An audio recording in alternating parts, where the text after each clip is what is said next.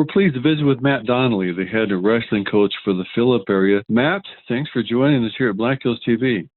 You bet. So you were a pretty good wrestler from Broadus, Montana. Yeah, I graduated from there, wrestled and played football, and then went on to college at Dickinson State University. After I finished wrestling and competing in college, I stayed on at Dickinson State. They wanted me to help coach. So I stayed there for a couple of years and coached and helped the recruiting and stuff like that. And then a friend of mine was coaching and teaching here at Phillip, and he got the job offer he wanted, so he left. So I fell in behind him and took this position over here, and been here ever since. But had a great time in college. I really liked coaching in that situation, and I'm happy to be here, and then things fell together good here. When you were growing up, was that kind of a family thing? Did you have other people in your family that were wrestlers? Yeah, I had 4 older brothers that all wrestled and were all very competitive in the sport. Uh-huh. So I had plenty of coaching. Coaching from your brothers, huh? Yes. So you were probably pinned a few times before you even got to the competition at the high school, huh? I didn't know I could win a match for a long time. How long have you been a wrestling coach there at Phillip area? This is 26th year I've been in Phillip. Did you have kids on the team this year from all 3 schools, from Walla, Phillip, and Kadoka? Yes, we did. Yeah, we had a pretty good mixture from all 3 schools, so that was nice. And who are the kids on your varsity this year?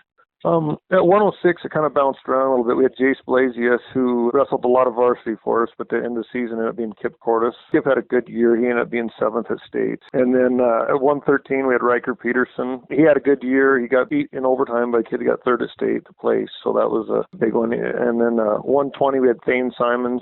He was a region champ for us and 8th at state. And then 126 was Jaden Collar. He was a region champ for us and state runner-up. And 132, we had Gage Ravalette, who just came up short of qualifying for state. And then 138, we had Bert Blasius. He was a region champion and 7th at state. And at 138, we had his brother Blair Blasius. And he had a good year going, and he had a collarbone injury that really set him back. And made it to region finals, and we forfeited that match. So after I get him ready for place at state, very first match at state, he hurt it again, didn't place. And he was a freshman this year, but he's already placed twice at the state, so he's a tough kid. And at 145, we kind of bounced that spot around a little bit for us.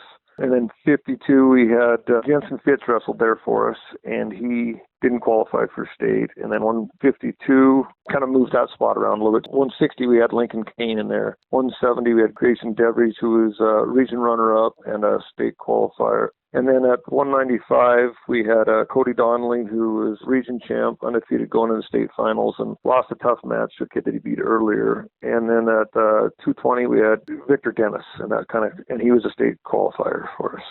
Matt, looking back on this season, did you have some memorable moments at some of the competitions? Oh, yeah. Yeah, a lot of them. The Cook Central tournament might be the toughest tournament we've been to. We used to go to Rapid City all the time, and the Cook Central was just about the state finals. It was unbelievable this year. And had some, kids wrestle well. We're a very young team. We had 2 seniors, 2 juniors, and the rest are pretty much freshmen on down. So we're a young team coming. You've been there quite a few years, and I know the Phillip area has a good wrestling tradition. What do you do there to build the culture? We got good kids that have good mentalities and parents that support us, and we make it fun. We work really hard, have fun, and it's kind of a family mentality we have that, that it's not just a team, it's a family type thing, and kids buy into it, and, they lay it on the line. We're not afraid to lose. I mean, we wrestle with very tough competition. We don't like it, but, the losing part, but we got a reckless style. I mean, we come at you. You never know what we're going to do because we don't know what we're going to do till the match starts. Kids like that. You bet. So if you get an invite, your kids aren't going to back down. No. We wrestle the toughest kids in the state all year round. I mean, we travel east. We go wherever we can, and we see all the competition. We wrestle the A's, top A schools, B's, whatever, In the off season, do you have camps or anything coming up to keep the kids sharp? Normally we do. We have kids that wrestle, we go to Des Moines, we go to Florida, Virginia Beach at times, we go all over. But this year we had kids invited to go places, and then with this wreck going on right now, that, coronavirus thing, we can't do a thing right now. But yeah, we usually wrestle a lot in the summer. We try to. How about next year and the year after? You got some young kids coming up? Yeah, we do. I mean, we have 2 seniors next year. And our younger kids, our feeder program's kind of petering out a little bit, elementary, junior high. It's just one of those trends right now. But what we have is talent. And we don't have a lot of numbers. We have some good talent coming up. All right, Matt Donnelly, head wrestling coach for the Phillip area. Matt, congratulations on a good season. We appreciate you taking time to visit about the wrestling program there. Yeah, well, thank you.